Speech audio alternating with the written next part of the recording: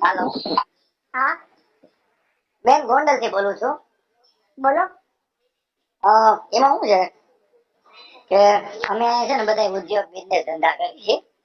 હા બરાબર. ગોંડલ માં અમે માર્કેટિંગ યાર્ડ ના વેપારી છીએ. અહીંયા અમારું બરાબર માર્કેટિંગ યાર્ડ છે ને ગુજરાતનું સૌથી મોટું માર્કેટિંગ યાર્ડ છે ને આ વખતે ભારત દેશનું માર્કેટિંગ યાર્ડ બનશે. બરાબર. અને ઈ આભારી છે ને બેન, તમે એકવાર ગોંડલ આવો, બધા ઉદ્યોગપતિ મળો, વેપારીઓ મળો, કારખાના વાળા મળો, મહિલાઓ મળો. બરાબર. આ ગોંડલ ની આઝાદી છે ને આઝાદી 1995 પછી કેશુબાપાએ જયરાજસિંહ જાડેજાને મૂક્યા પછી આઝાદી મળી છે. બરાબર. હું બેન પટેલ નો દીકરો બોલું છું.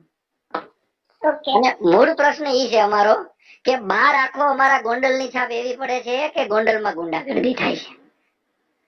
બીજું બેન કેવું છે, તમે જે લોકો લાઈવ માં લીધા હતા ને ઈ લોકો તો પ્યોર કોંગ્રેસી હતા. એને તો 5 વાગ્યા પછી દારૂ પીધીને બોલાવાય ને એવા લોકો છે.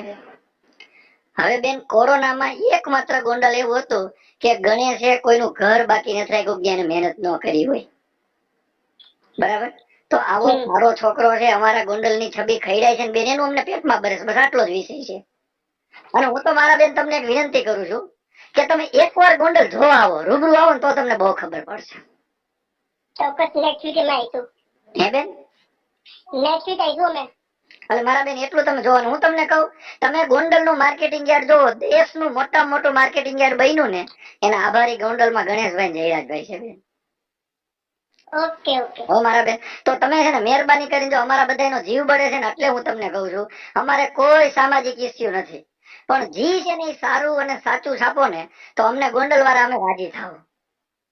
ચોક્કસ ચોક્કસ. હો મારા બેન, તો તમે એક હજી તો હું તમને વિનંતી કરું છું બેન કે અમારા ગોંડલ માં તમે માર્કેટિંગ યાર્ડ માં જોવા આવો કે ગોંડલ કેમ હાલે છે બેન.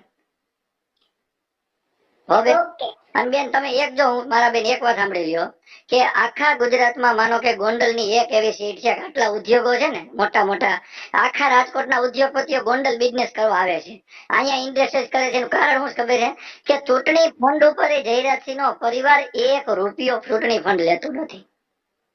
અને એની સામે ગોંડલમાં એ શાંતિથી બિઝનેસ કરે છે, અમે રક્ષણ આપે છે.